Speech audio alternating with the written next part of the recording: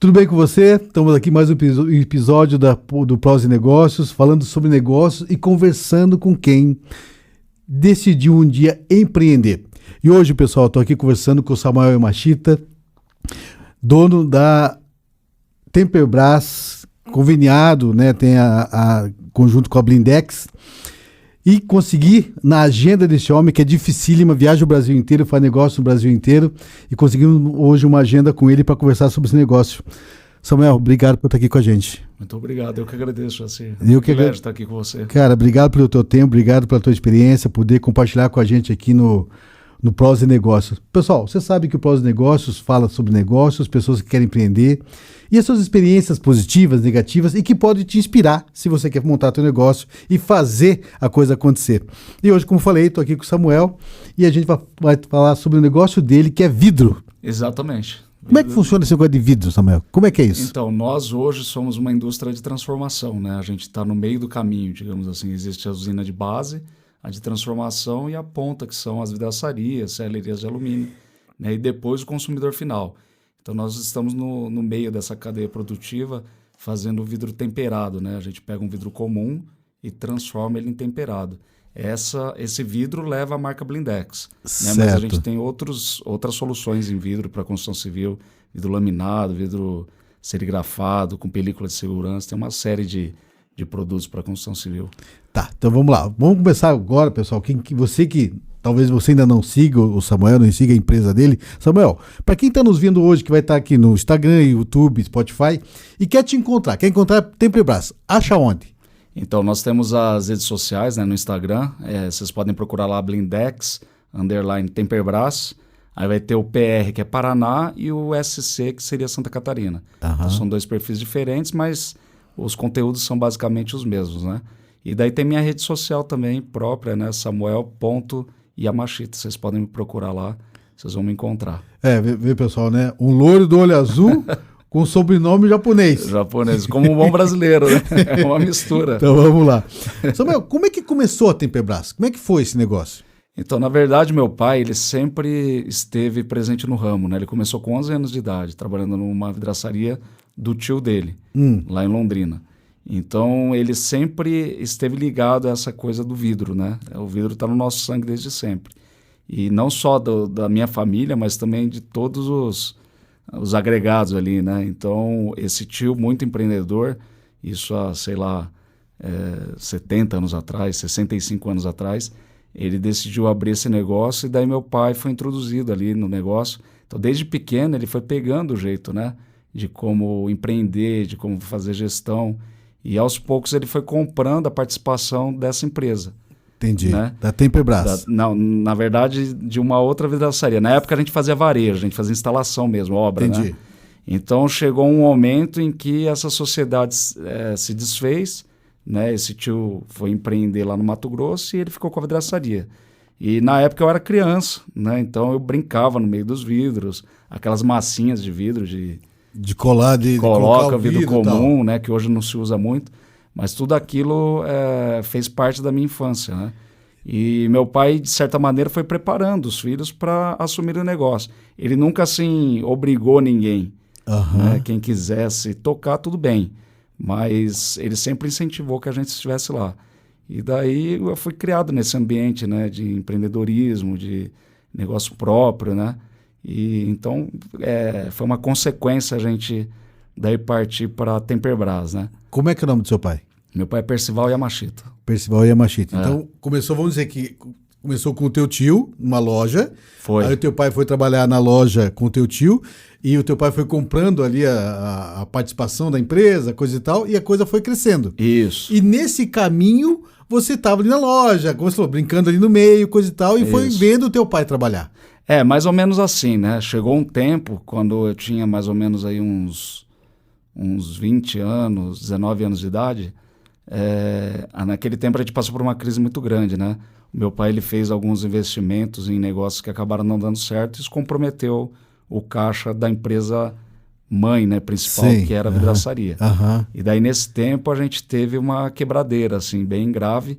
E, de certa maneira, né, o senhor sabe o que faz, porque naquele momento eu tive que arregaçar as mangas e ir para a operação mesmo. Né? Eu era ainda muito jovem, não sabia exatamente como fazer tudo isso acontecer, mas a gente tinha esse espírito empreendedor, de cair e levantar, né? de ter motivação para entender que as coisas duram só um momento, que vai passar. Né? Mas foi bom, de certa maneira, porque eu pude aprender muitas coisas ligadas à operação mesmo, a parte técnica, né? Descer ali para conversar com todos os funcionários, né? Fazer gestão de crise, essa coisa toda, né? Então foi bom que isso aconteceu enquanto eu era jovem. Talvez se fosse hoje... Seria mais difícil. Eu acho que seria mais difícil, né? Tá. E qual que é a tua formação? A minha formação é administrador de empresas. Administração de empresas. Mas porque uma coisa interessante é assim, ó. Você que está assistindo a gente pode estar pensando assim, você se vê nessa situação. A empresa é familiar, o pai tocou por um tempo, de repente houve uma situação de crise. E aí é que o empreendedor, aí é que o administrador ele floresce. Como é que foi para você? Falou, agora a tua família trouxe uma situação, porque era uma empresa familiar, e como é que foi a tua visão do negócio?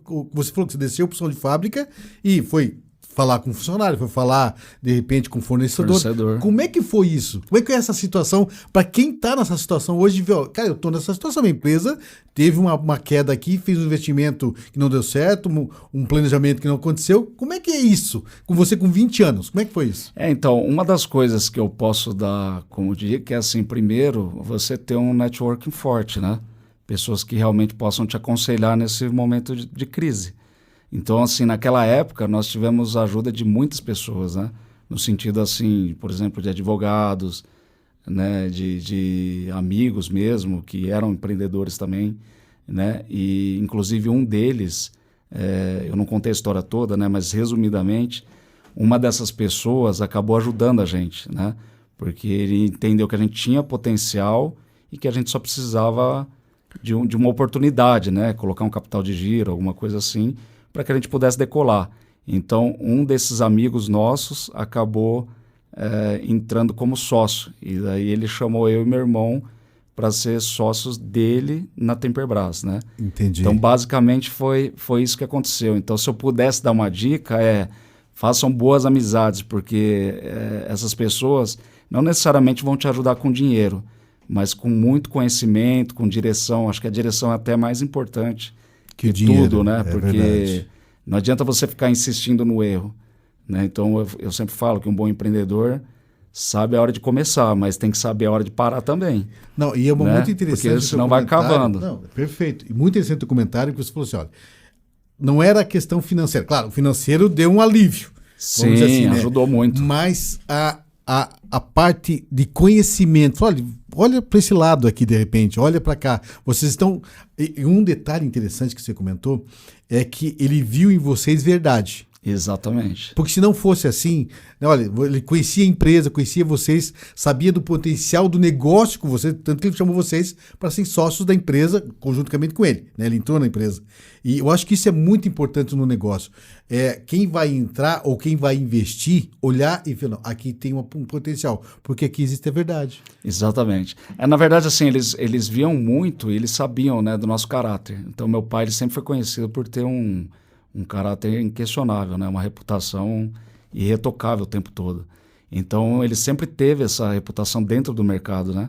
Então, esses sócios, eles acabaram enxergando isso que a gente tinha, o principal, que eram os valores. Entendi. Né? É isso que vai fazer com que haja confiança na relação societária, né? Até porque eles não estão lá todos os dias, né? Certo. Eles meio que entraram como um investidor. E daí eles deram essa direção, porque assim, juntou duas coisas importantes, né? Primeiro, a experiência nossa do varejo, de obra mesmo, de lidar com o pessoal de obra, né? E isso foi muito importante, porque hoje a gente tem essa empatia junto ao nosso cliente. A gente sabe o que eles passam, porque a gente já passou por isso, né? E os nossos sócios têm uma outro tipo de experiência que contou muito, que é aquela experiência mais industrial. Entendi. Entendeu? De planejamento de negócios, de gestão mesmo, né? Fazer a coisa andar dentro da indústria. Então, esse conhecimento deles junto com o nosso, que seria a experiência do varejo, essas duas coisas unidas que fez a Temperbras se destacar. Mas como é que... Hoje vocês trabalham, vocês têm a Blindex. Isso. A Temperbras começou como loja de varejo.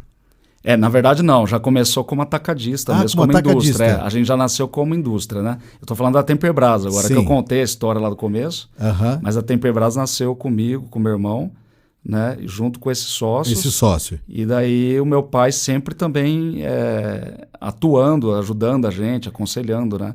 Com toda a bagagem que ele tem, né? E como é que entrou a Blindex nessa história? E daí a Blindex, o que aconteceu?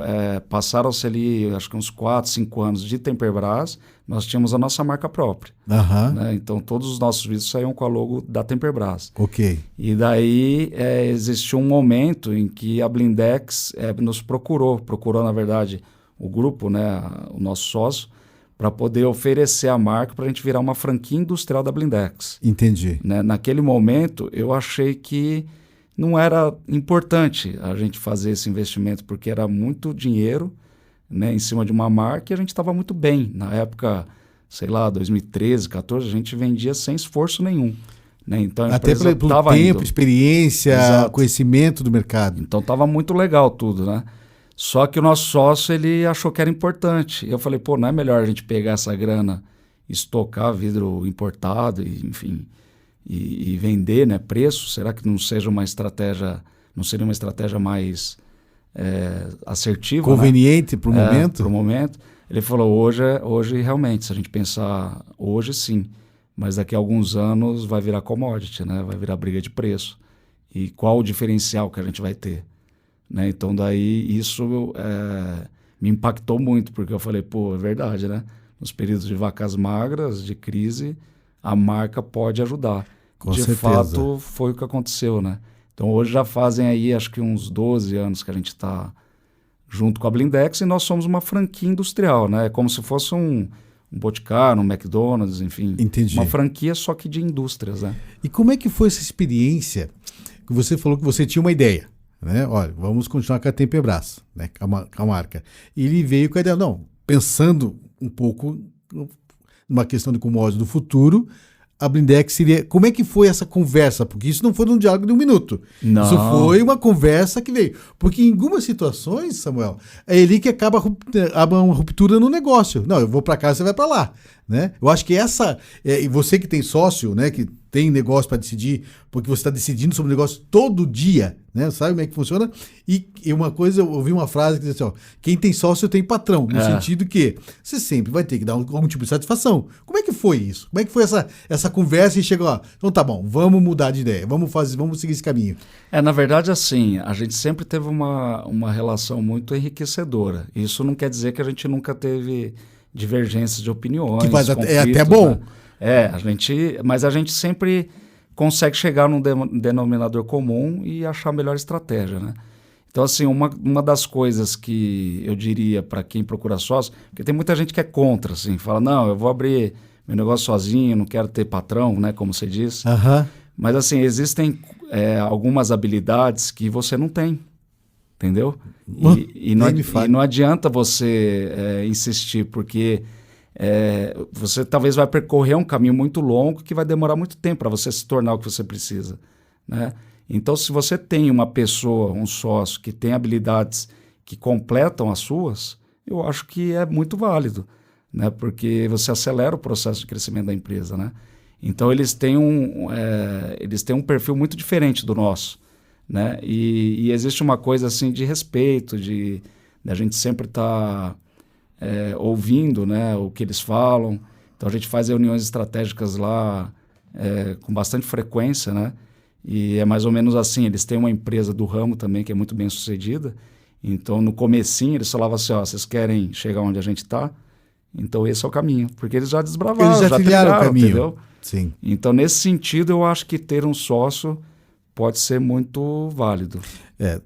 Eu avalio que ter um sócio, né, ou sociedade, enfim, pode ser um paraíso, como pode ser um inferno também. Pode de ser. Situação, né? Pode ser. Que a gente escuta histórias ali de que os sócios têm ali, mas nem se falam, né? Não tem nenhuma relação mais pessoal, mas tem um dinheiro investido. Então as coisas precisam acontecer de qualquer jeito, né? Isso é muito interessante. Pessoal, estou aqui conversando com o Samuel Machita, empresário no ramo de vidros da Temperbras, né? Que trabalha conjuntamente com a Blindex. Samuel, quem está ouvindo a gente agora no Spotify, YouTube, Instagram, te encontra onde? Então, vai me encontrar lá no YouTube. A gente tem um canal que não está sendo muito bem alimentado, né? Precisamos explorar mais, mas é o Loja Blindex. Aí vocês podem procurar lá, tem alguns vídeos. Mas nas redes sociais, no Instagram, a gente tem a Blindex_Temperbras e também o meu pessoal, Samuel Yamashita. Legal. Procurem lá que vocês vão me encontrar. Pessoal, se você ainda não segue o Samuel, segue a empresa dele, segue ele, as dicas de negócio, conheça esse negócio do ramo de vidro. E de repente você trabalha em construção civil, tudo que hoje envolve vidro e precisa de uma empresa séria, consulta a Temperbras, vai lá bater um papo com eles, empresa legal. Uma coisa que você falou que me chamou a atenção foi assim, você disse que houve um momento de crise da empresa e você ainda muito jovem, e você desceu para conversar, conversar, né, tratar essa crise com os funcionários, porque isso atinge todo mundo. Isso me leva a pensar na cultura da empresa, né? Quando a empresa tem uma cultura, Sim. Né? E quando em algumas situações da crise é que você tem que fazer valer essa cultura. E às vezes chega, pessoal, vamos fazer aqui, vamos sacrificar um pouco mais aqui, tanto sobe para os sócios, empresa, e tem que chegar de algum momento para trazer para os funcionários. Como é que foi trazer como é que é a cultura da Temperbras com relação a isso? Qual que é a cultura da empresa? Olha, quando a gente fez ali a sociedade, muita coisa mudou, né? Então, existia uma cultura antes e a gente teve que se adaptar, né? Mas as pessoas que ficaram, elas estavam conscientes de que tinha que mudar, porque o que estava sendo feito até então não estava dando certo, né? Inclusive, eu tive que mudar, né? Como pessoa, como líder, como gestor, meu irmão também, né? O Renan. Então, assim, a gente teve que passar por esse processo que foi um pouco traumático na época, né? Sério? Mas eu diria que cultura é uma das coisas mais importantes, assim, porque hoje eu consigo ter uma qualidade de vida melhor por conta de ter desenvolvido uma cultura forte na empresa, né? Onde os líderes são valorizados, né? As pessoas que se destacam, elas recebem oportunidades. E isso é feito com muito trabalho, né? Então eu digo assim que a cultura é como se fosse um transatlântico gigante, que você vai mudar a direção, você não vai conseguir mudar de uma vez, né? Você vai mudando aos poucos, no dia a dia. E eu acho que uma das coisas importantes para direcionamento de cultura é a gente conversar, estar junto com o time o tempo todo, né?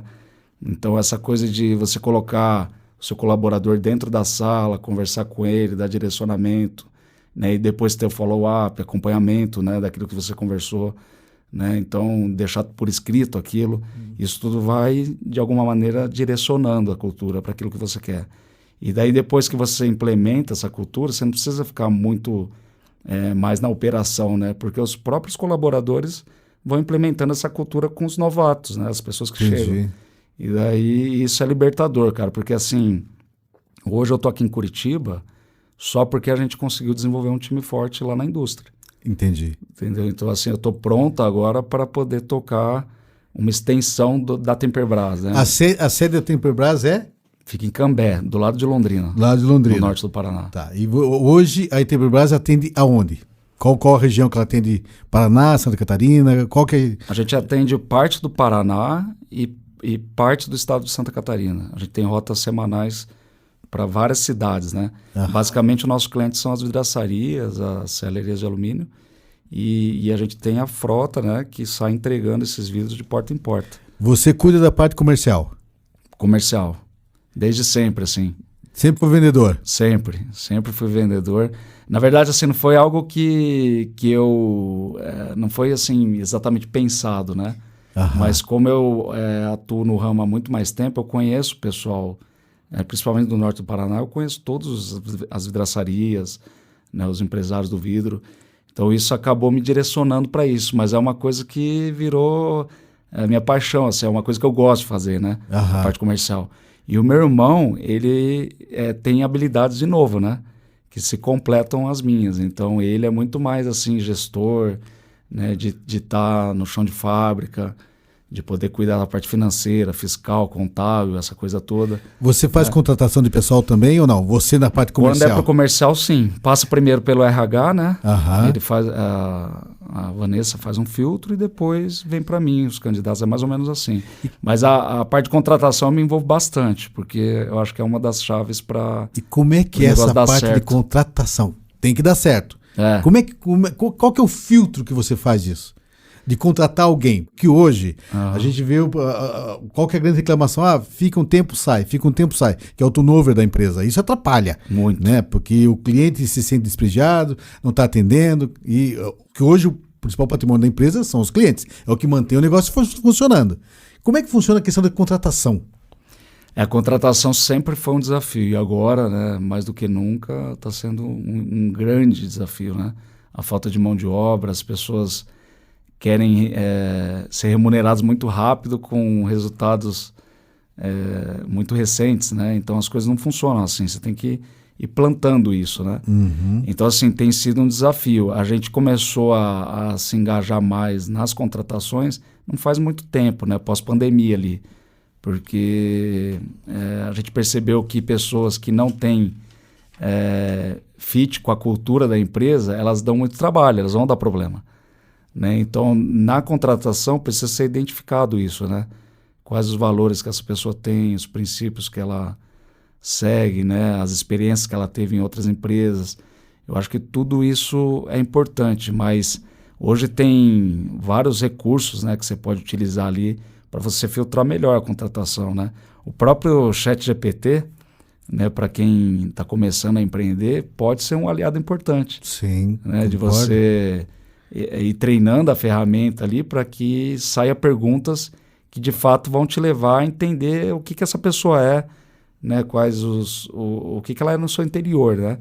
Não é 100% assertivo, mas sem dúvida nenhuma minimiza os riscos de você contratar mal, né? Deixa eu fazer uma pergunta. Por exemplo, desde que eu me entendo por gente, minha mãe tinha banca de feira, para você ter uma noção. Ela tinha 12 anos, eu ia para banca de feira, montar feira, atender, pesar, cobrar e tal. Então, eu sempre fui vendedor a minha vida inteira. Né? E hoje, você comentou do ChatGPT, que é uma questão. Hoje a gente tem a tecnologia, WhatsApp, celular, tudo, né? E tem a questão do pessoal, né? Vamos conversar. Sim. Né? Como é que você vê hoje, na tua opinião, essa junção do pessoal com o cliente e a tecnologia? Né? Porque hoje você pode mandar mensagem, WhatsApp e tal, mas eu já tenho mais de 50 anos, né? Já semi-careca e tal, gosto de bater papo, eu gosto muito do olho no olho, conversa, entender o cliente, sentir essa questão. Como é que funciona isso para a Tempebras? Então, a parte comercial ali, a parte do processo, a gente conseguiu já evoluir para usar ferramentas mesmo, né? Então, por exemplo, hoje um CRM é essencial dentro do processo. Até para agilizar a questão. Exatamente, principalmente na parte de prospecção, né? Até mesmo na recorrência, né? A gente tem o funil lá de recorrência, vender mais vezes para o mesmo cliente, né? Uhum. Então isso tudo os softwares dão pronto, isso é importante, né? Mas existe uma coisa que nenhum software dá, que é a interação humana mesmo, né? De você sentar frente a frente com o cliente e você sentir coisas que no telefone você não vai sentir, entendeu? No WhatsApp, numa conversa muito fria, né? Então esse olho no olho a gente faz, inclusive a gente tem um time voltado só para a rua. Entendi. Né? Porque e a maioria dos nossos concorrentes não tem isso, porque acaba sendo um investimento elevado e para alguns deles eles entendem talvez como custo, né? Mas eu entendo perfeitamente. É muito importante. Eu vou te falar, por exemplo, eu tenho a Jaci Carvalho Advocacia, que é especialidade de direito de família, e eu tenho, a gente tem contratação de vários, tem CRM, tem outros sistemas lá. E eu tenho necessidade, Samuel, em algumas situações, de não falar com a máquina. Não quero digitar e pergunte não sei o que, e digite 1, digite 2. Eu quero... Olha, eu tô com um pepino assim assado. Né? Eu acho que isso é um diferencial da Tempebras. Né? Como você tem um time em campo. Custa. Não é barato, pessoal. Você tem um pessoal, carro, combustível, né? Todo manutenção. Hotel, alimentação, né? Não é barato. Só que faz um diferencial, por quê? Porque um detalhe que você comentou assim, ó. Tem o jovem empreendedor que está acostumado 100% com isso aqui, e tem um antigo empreendedor que é de sentar na mesa, que é de conversar, tomar um cafezinho, olhar a fábrica. Olha, eu estou com esse problema específico que eu acho que a Temperbras consegue trabalhar os dois lados. Sem dúvida. Né? Na verdade, assim, o atendimento nosso, eu diria que é bem personalizado, assim, sabe? A gente não tem uma regra que a gente segue com todos os clientes, digamos assim, né? Porque tem clientes que gostam do contato pessoal, gostam da visita, né? Ali eles falam das dores deles, a gente consegue ouvir, trazer para dentro, ó, o que a gente pode fazer com isso, né? Com esse feedback, vamos melhorar tal coisa. E muitas coisas foram mudadas na Temperbras por conta de ouvir o cliente mesmo, né? Acho que isso que é mais importante. Agora, você tem que fazer uma leitura, né, do cliente, como ele quer ser atendido. Né? Por exemplo, eu tenho clientes que não gostam que eu ligue. Eles preferem que eu atenda pelo WhatsApp. Tá tudo bem. Exatamente. Entendeu? Então, vamos atender pelo WhatsApp. Eu acho que fazer essa leitura é importante. Quando a gente chega no cliente, você já vai entendendo, né, como é o comportamento dele e daí você se adequa. Eu acho que um bom vendedor é isso. Ele faz isso muito bem, né, de atender de forma personalizada mesmo, né?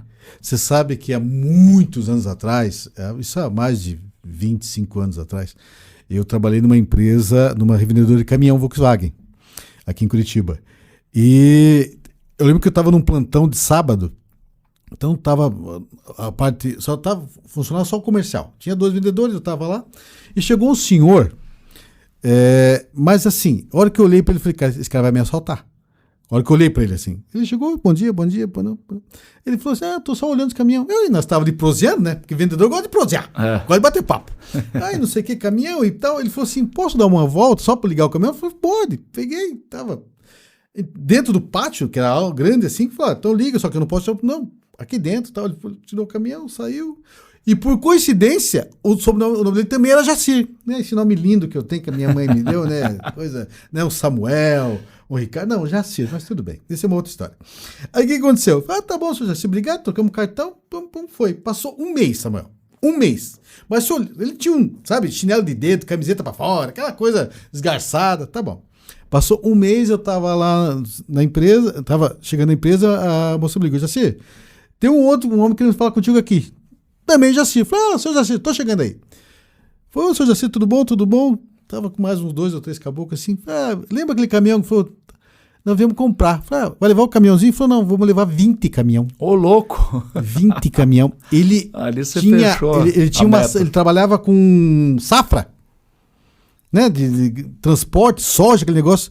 Mas, Samuel, por isso que eu falo que conhecer, atender bem, olhar, bater papo, porque ele não sabe quem é quem no negócio. Não pode julgar, né? Não pode julgar. Ele comprou 20 caminhão, já tava com o cara do banco lá pra acertar e tal. Cara, eu saí dando risada. E por quê? Numa prosa, numa conversa, sentamos, né? 25 anos atrás, não tinha celular, não tinha nada, né? Tava no comecinho do negócio. Sentamos, conversamos, fechamos o negócio.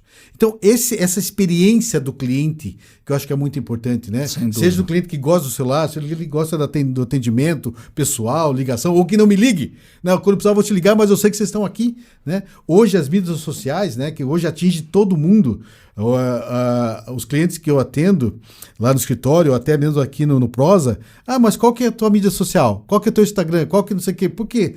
O que chega antes que a gente, muitas vezes, né? Sem dúvida. O cara vai olhar todas as mídias, quem quer, o que você faz, tem algum negócio, tem alguma experiência do cliente, né? E eu acho que isso é legal, né? Hoje em dia você tem muito mais informação do cliente, né? Então, por exemplo, quando a gente vai visitar alguém novo que a gente não conhece, é de praxe a gente olhar lá as avaliações do Google, a gente procura as redes sociais desse cliente, né? As redes pessoais também dele, né? E daí você vai com uma bagagem melhor ali para o encontro com o seu cliente, né? Então, acho que isso, essa parte da tecnologia ajudou bastante, né? A gente faz um filtro ali. Então, você consegue enxergar algumas coisas já antes mesmo da visita. Né? E a hora que você chega lá, você se demonstra interessado pelo negócio dele, né? Olha, eu vi lá um vídeo seu, você fez um vídeo institucional da sua empresa, gostei bastante, né? Legal a sua história, ouvi no podcast. Então, assim, você já chega com alguma informação. Então, claro que ali abre portas, né? E vender é o seguinte, Jacir, foi o que você fez na história do caminhão sua, né? Eu acho que tem que ter essa coisa do servir, sabe? Não importa muito a aparência da pessoa, quem é, mas servir é importante. porque isso vai te abrindo portas. Sim, né? Então, concordo. isso é uma coisa muito forte na Temperbras, é uma cultura implementada desde sempre, porque a gente sempre serviu. Né? A gente aprendeu isso lá na igreja e nos negócios casa muito bem.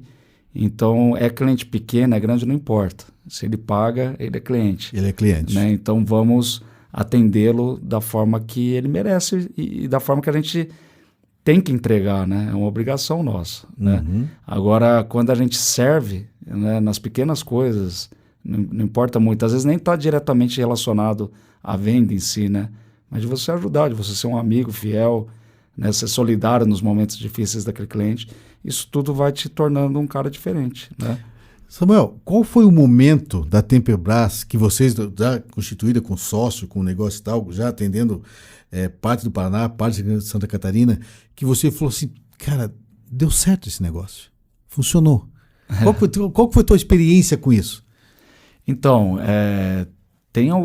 teve alguns momentos, né? Mas, por exemplo, alguns anos atrás, a gente construiu uma sede própria. Né? E antes, no barracão que a gente estava, que era alugado, ele não estava preparado para poder... para a gente operar como a gente precisava. Né? Então, só para vocês terem uma ideia, o vidro a gente carregava no nível do chão mesmo. Então, a gente tinha que ficar subindo os vidros no caminhão. Né? Então, ficava 2 embaixo, 2 em cima, montando a carga, amarrando aquela coisa toda. E era uma trabalheira absurda, né? Então, quando a gente já construiu pensando nesses problemas operacionais que nós tínhamos. E uma das coisas que a gente fez foi a doca, por exemplo. Né? Então, o caminhão chega no nível do piso e daí a gente não precisa mais ficar levantando o vidro. Né? Então, isso trouxe qualidade de vida para o funcionário e mais rapidez para o processo, né? Mas o que eu diria é que, assim, quando a gente construiu, eu chegava lá às vezes e eu nem acreditava. Porque, assim, da fase que a gente estava ruim para o que virou, era uma coisa absurda, assim, né? E eu nunca esperava realmente que a gente fosse chegar nesse nível, né? Aí foi nesse ponto que a estrutura melhorou, você falou assim, cara... daí eu olhava, chegava para trabalhar de manhã e olhava aquele barracão, né? Super moderno, tudo muito bonito, escritório, as pessoas trabalhando, né? E realmente eu não acreditava. Ali naquele momento, eu tive certeza de que tinha dado certo, né? Mas eu tive um insight muito grande de que aquilo poderia virar um negócio muito grande, né? Então, daí, a partir daquele momento, a gente ficou trabalhando. Acho que você achar que deu certo nunca é bom, sabe? Porque a concorrência também vai evoluindo. Tá, né? Se mexendo toda hora. Se mexendo. Então, você não pode se acomodar, né? Você sempre tem que estar um passo à frente. Né? E isso é outra coisa que os sócios também nos ajudam muito. Né? Entrou agora o filho do sócio que tem uma mentalidade muito voltada assim, para a eficiência, para tecnologia, aquela coisa toda. Então, a gente que já é um pouquinho mais rodado, a gente às vezes nem acompanha né, tudo isso com a velocidade que ele tem. Então, isso tem nos ajudado bastante também a enxergar algumas coisas que, se a gente ficar do jeito que está, talvez daqui 10, 15 anos, 20 anos, a gente não esteja mais aqui. Né? Então, essa evolução tem que ser contínua. Interessante essa questão. Então, você viu na evolução do patrimônio, da estrutura, falou, o negócio está dando certo. Tá no caminho. Está no caminho. E vamos fazer o contrário agora para quem está assistindo. Qual foi um não ou uma situação que falou, cara, que você tomou uma invertida, falou, putz, olha aqui, aí você teve que, não, isso aqui eu preciso mudar agora, porque senão a gente vai acabar... Houve uma situação assim que falou... Houve várias, né? Tem uma que eu sempre menciono, né? Que teve um cliente que a gente queria muito vender para ele, porque é um cliente, assim, muito conhecido na região, ele tem uma autoridade, né? Enfim, muitos anos de mercado, tem volume, e na venda B2B isso é muito importante, né? A gente trazer o cliente e manter ele ali dentro, porque a gente vende todos os dias para os mesmos clientes, basicamente, né? Então, ele era uma referência para a gente. E por muitos anos a gente batia na porta dele e não conseguia. Né? A gente até conversava com o decisor, o dono da empresa, mas simplesmente não conseguia entrar. E daí, um dia, um vendedor nosso foi até ele e ele falou com essas palavras, mais ou menos. Né? Ele falou que que não comprava da gente porque a gente parecia uma indústria boca de porco. Ele usou essa expressão. Né? E daí, naquele momento, quando o vendedor trouxe isso para mim, eu poderia ficar muito bem chateado, desmotivado, falar, não vamos voltar mais nesse cara, né? Porque não dá. Mas não, isso serviu de combustível para que eu pudesse fazer alguma ação, né? E como estava próximo da gente construir o barracão, eu falei, pô, a hora que a gente construir, eu vou fazer uma experiência com esse cara, né? Pegar ele, trazer para dentro da indústria e mostrar, ó, nós éramos, né? Agora não somos mais. Mas isso evoluiu. É muito interessante. Isso é muito verdade. Porque, assim, claro, você teve um feedback negativo, que é tão importante, ou até mais importante, que é aquele que vai falar, cara, parabéns, tá tudo certo. Não. Sem dúvida. Né? Eu preciso do cara que diz, não, Jacir, olha pra cá, olha, você esqueceu de fazer isso, olha isso, né? Porque o feedback negativo, não querendo te ferrar, mas aqui ele falou, olha, a minha impressão da tua empresa é essa, né? Por isso que eu não fecho negócio contigo. De repente foi cara, vamos pensar lá na frente, porque é uma referência importante, eu tendo ela aqui dentro, eu vou ter uma recorrência e o meu nome vai gerar no mercado, e vocês tiveram isso. Exato, pegar aquilo que foi dito que é ruim e ainda assim, por exemplo, naquele momento a gente não tinha um barracão novo. Sim. Né? Mas a gente trouxe para dentro da indústria e falamos, ó, o que a gente pode melhorar de aparência? Né? Vamos mexer nos uniformes, na limpeza do chão da fábrica, né? De repente faz uma reforminha pequena ali, mas que já vai melhorar Sim. a aparência, a organização, enfim, processos, né? O que a gente pode fazer de melhor? Então, esses feedbacks que vêm do cliente, eu acho que são os mais importantes, né? É por isso que eu nunca tirei o pé do campo, sabe? Embora eu esteja na gestão, eu sempre arrumo tempo para visitar. Porque, para mim, no campo ali, que você tira os melhores insights, né? Não, perfeito. E daí você traz para dentro e melhora, né? Deixa eu te fazer uma pergunta. Essa é a nossa missão. Não, está corretíssimo. E ser empresário, ser dono de negócio é também, como você disse, é tomar decisões. É decidir a todo momento. E, no teu caso, você fala, nós vamos empreender, vamos crescer. Tomar decisão de risco, de negócio, de empréstimo, de mercado. Como é que vocês da Temperbras, como é que vocês mensuram? Você disse que entrou o filho do sócio, entrou na empresa também, tem uma visão de informática, uma visão diferenciada, que daqui 12 anos pode, né? Vocês podiam estar fora do mercado sem a visão dele. Como é que é tomar decisões?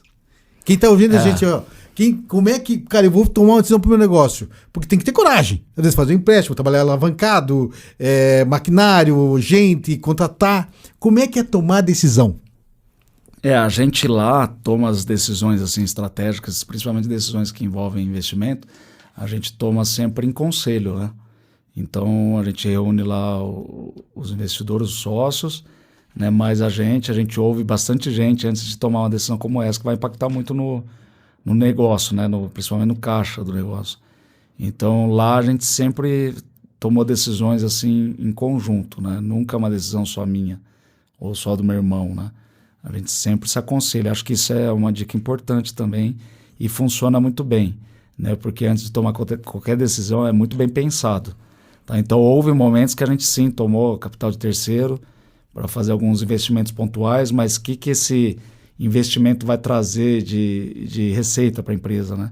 Acho que essa conta você tem que estar fazendo o tempo todo, né? Ou, às vezes, é uma decisão assim, ó, se eu não fizer esse investimento, eu vou ser atropelado pela concorrência. Mesmo você não tendo todo o caixa disponível, né? Mas se é estratégico, você tem que fazer. Né? E daí algum capital de terceiro você pega emprestado para pôr. Mas assim, nem sempre é fácil tomar esse tipo de decisão. Né? E também não estou dizendo que seja... a gente vê muitos vídeos por aí, né? É bom tomar capital de terceiro, não é? Né? Depende do momento do seu negócio, depende da situação que você está vivendo. Pode ser muito bom, pode não ser. Né? A gente sempre cresceu de uma forma assim, mais sustentável, né? Dando pequenos passos. Né? Uhum. Mas existem casos, eu tenho amigos aí que têm empresas, que a velocidade foi mais importante do que exatamente ele crescer devagarzinho, né? Porque ele ocupou aquele espaço dentro do mercado e se tornou uma referência. Entendi. Né? Então, aí ele tomou capital de terceiro e um alto risco, mas deu certo, pode não dar também. É um negócio, né? É um risco a todo momento. Risco. Mas eu acho que é isso. Eu acho que se você tiver pessoas do seu lado, às vezes não é exatamente um sócio, pode ser um conselheiro, né? Um amigo, por exemplo, houve um momento que uma pessoa que não estava ligada ao negócio, que é um amigo nosso de São Paulo, ele participou de uma fusão muito importante da Companhia Aérea Azul com a Trip na época, e ele estava envolvido ali naquela situação. E daí ele um dia conversando com ele falou, se você quiser eu dou um pulo lá um dia, a gente conversa. Né? Então imagina, super enriquecedor o papo, né? Um cara com um monte de experiências legais, e ele contribuiu muito para uma coisa que a gente precisava naquele momento. Sim. Né? Então eu acho que você está aberto para ouvir é o mais importante. Então, antes de tomar qualquer decisão, eu acho que esse formato de conselho mesmo, né, une algumas pessoas ali, né, e discute o assunto, eu acho que isso diminui o risco. Legal, legal. O pessoal tem uma brincadeira que fala que custo é igual unha, né? Tem que cortar a todo momento, né? Tem um custo, vamos cortando, porque daí a pouco começa a crescer, não, precisamos dar uma as torneiras você tem que estar olhando o tempo todo. Todo o tempo, né? Tem que olhar o tempo todo. Você falou que o vidro é uma commodities. Como assim? Que hoje, houve tempos, né, quando a gente começou, que você conseguia colocar um preço de venda e aquele preço se sustentava, né? Ele ficava ali naquele patamar muito tempo. Né? E daí foram entrando vários concorrentes no mercado, né? E isso se depreciou. Então hoje é muito difícil, a gente sobe a tabela, dá um mês, você já tem que ir baixando o preço, né? E as margens não são mais saudáveis, hoje a margem é muito pequena dentro da indústria, né? Então nesse sentido que eu falo que virou commodity, porque virou briga de preço. Entendi. E quando você entra nesse tipo de mercado, hoje, por exemplo, quem for entrar no ramo do vidro, eu digo assim, estou falando na indústria, né? Hoje é um risco muito grande, porque existem players grandes, muito bem estruturados, e o preço cai a todo momento, né? Então, hoje o valor percebido pelo seu cliente diminuiu muito, porque o seu concorrente também entrega. Entendi. Né? Então, para a gente hoje tem sido um desafio, mas a gente consegue sim se diferenciar através da prestação de serviço. Né? Então eu digo assim que a Blindex é uma cereja no bolo. Né? Ela não se sustenta por si só. Se você colocasse a marca Blindex numa indústria ruim, não teria efeito nenhum. Então hoje né? Existe uma parceria ideal que é o atendimento que tem a Temperbras, a preocupação com o cliente, e no detalhe do detalhe para atendimento melhor, né? E lógico, como você comentou durante aqui a nossa conversa, que vocês têm vários ramos de atendimento, o pessoal, a internet e tal, porque vocês veem o caso de cada cliente. Exato. É quase como se fosse um trabalho artesanal de atendimento. Então assim, o mais importante hoje é isso, eu acho que a prestação de serviço, né? É o mais importante, você levar comodidade para o seu cliente. Né? Se ele puder, por exemplo, parar de ir até a indústria para pegar o vidro e você entregar na porta dele, isso é conveniente para ele. Né? E daí ele pode ver valor nisso. Sim. Pagar um pouquinho a mais para você por isso. Então, assim, a gente sempre está olhando para isso. Né? O que é mais conveniente para o nosso cliente? Né? Quanto vai custar isso? Entendi. Vamos fazer, não vamos? Né? E isso vai te diferenciando. Então, quando eu falo da prestação de serviço, é isso. Né? É o atendimento do comercial, é a logística, é você entrar um projeto de vidro, você dar ideias, insights para o cliente. Por que você não faz assim, assado? Vai custar menos para você, né? E vai te entregar um resultado melhor. Então, isso vai criando valor na relação e você vai se destacando. Né? Tá, vamos dizer que eu estou lá em Londrina agora, ou Foz do Iguaçu, a região que atende a Temperbras.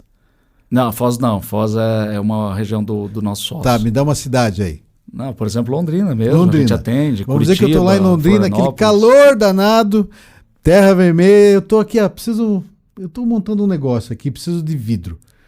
E eu estou escutando esse material no meu Spotify, no Instagram, no YouTube. E eu falo assim, tá, mas eu tenho fulano. Por que eu vou comprar então da Temperbras? Por causa do atendimento? Por causa do Samuel? O nosso cliente, sim, ele compra por causa da prestação de serviço, como eu disse, né? Então, a gente tem... a gente coloca o cliente, carrega ele no nosso colo, assim, sabe? Hoje, mais do que nunca, se torna necessário você fazer algo a mais, ir além. Encantar o cliente. Hoje, você só entregar o vidro não quer dizer que você vai performar bem. né? Você tem que entregar algo a mais junto. Então, o nosso cliente, sim, ele percebe isso, né? E lá na ponta, que é o consumidor final, é o Jacir comprando um box para o banheiro dele, comprando uma janela para sua casa, para o seu apartamento. Lá na ponta, que seria o nosso cliente atendendo você, no caso, né? A vidraçaria te atendendo, ali sim tem bastante oportunidades, né?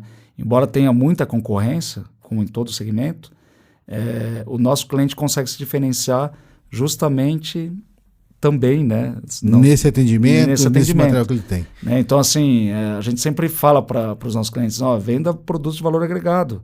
Né? Você não precisa ficar nessa concorrência desleal, né? da commodity. Entendi. Então, assim, por exemplo, a gente sempre treina eles também, né? Entendi. Se você fosse meu cliente, eu falaria assim, Jacir, que tipo de perguntas você faz para o consumidor final, né? Para entender qual que é a dor dele. Porque tem vendedor que chega já oferecendo pacote pronto e às vezes não é a necessidade do cliente. Né? Daí o Jacir pode me responder assim, olha, eu preciso de uma janela acústica aqui porque eu tenho meu escritório, trabalho home office e eu preciso que tenha uma janela aqui que me traga conforto acústico. Entendi. Pronto, se o Jacir respondeu isso, eu vou vender daí um vidro insulado, né, com uma composição de vidro laminado, com PVB acústico, que vai trazer esse conforto acústico para o meu cliente, entendeu? E daí você sai da concorrência, porque uma janela acústica não são todos que fazem, são alguns, entendeu? Então fazer as perguntas certas para o cliente, eu acho que é o mais importante. E ouvir empaticamente, né? Entendi. Ouça com atenção, porque ele vai te falar alguma coisa que você pode se diferenciar. Você vai olhar para dentro da sua empresa e falar assim, pô, isso daqui eu consigo fazer. Entendi. Né? Então, Jacir, eu consigo atender você nisso. E daí você vai ganhando o mercado, né? Então, a gente treina os funcionários, os vendedores, a equipe toda, e também os nossos clientes, porque como a gente está no B2B, ele precisa ser treinado para saber como vender na ponta. Lógico, para poder né? vender o material dele até para agregar valor no custo E muitas vezes eles nos ensinam, né? Existe essa troca. Eles nos ensinam e daí aquilo que a gente pegou, pô, isso que ele me falou é importante. E daí eu posso usar isso em outro cliente, outra região, que vai ajudar ele a performar também. E daí eles todos performando, a gente vai bem, né? Porque eles compram da gente. Legal. Então é mais ou menos isso. Umas dicas bem interessantes, você que está assistindo a gente, conversando aqui com o Samuel Machita, proprietário, né, sócio da Temperbras, que tem a franquia da Blindex aqui no Paraná, parte do Paraná e parte de Santa Catarina. Samuel, a gente está chegando próximo do final e eu queria te fazer uma pergunta. Qual seria uma dica do Samuel de hoje para o Samuel de quando começou a empresa lá com o pai dele, que viu uma dificuldade? Se você pudesse dar uma dica para você mesmo, qual que seria a dica? Olha, uma das dicas... conselho. Um conselho. Tem muitas coisas que a gente erra, né, no meio do caminho. Mas eu acho que uma das coisas que eu talvez mudaria, e mudei ao longo do tempo, né? Mas naquele Samuel lá de trás, eu acho que é ouvir mesmo, sabe? Porque às vezes a gente tem aquela coisa assim de tomar uma decisão muito instintivamente, né? E isso nem sempre é bom. Se você toma ali a decisão no calor da emoção, você pode tomar uma decisão errada. Então eu falei agora, pouco tempo atrás, né, sobre conselhos, né, de você ouvir as pessoas, ouvir a experiência, né? Por exemplo, meu pai, a gente brinca que ele é um dinossauro do vidro. Todo mundo conhece meu pai no setor vidreiro. Né? E ele tem muita experiência, muita bagagem, né? Então, em alguns momentos, talvez eu deveria ter ouvido mais ele. Né? Interessante. Porque, às vezes, essa juventude acha que sabe tudo, né? A tecnologia, essa coisa toda, e esquece daqueles que trilharam o caminho, né? Que desbravaram o caminho e que tem muito a contribuir. Então, acho que uma das coisas que eu poderia ter feito diferente lá atrás seria ter ouvido mais, né? Acho Perfeito. que é isso. Legal. E para quem vai empreender, para quem vai começar um negócio hoje, qual que seria o teu conselho? Olha, tem uma frase do técnico da seleção brasileira, que já foi técnico da seleção brasileira, né? Acho que é ainda, né? O técnico Bernardinho, da seleção de vôlei. Ele falou assim que a vontade de se preparar precisa ser maior do que a vontade de vencer, né? Então, para quem está começando, se prepare, porque o mercado hoje é muito dinâmico, as coisas mudam muito rapidamente, né? A concorrência é muito agressiva, então se prepare, né? Porque No momento que for exigido um conhecimento específico, você vai ter. Você, como empresário, não precisa saber de tudo, de todas as coisas, né? A gente é um generalista, eu diria. Mas você precisa ter um conhecimento superficial de várias áreas, né? Porque você pode ser enganado, né? Você vai contratar, por exemplo, uma agência de publicidade, você tem que saber minimamente o que é um tráfego pago, né? O que é uma landing page, como que funciona a interação ali, a cadência, né, dos leads. Isso você vai ter que saber. Né? Você não precisa ser um especialista, saber como faz o tráfego pago.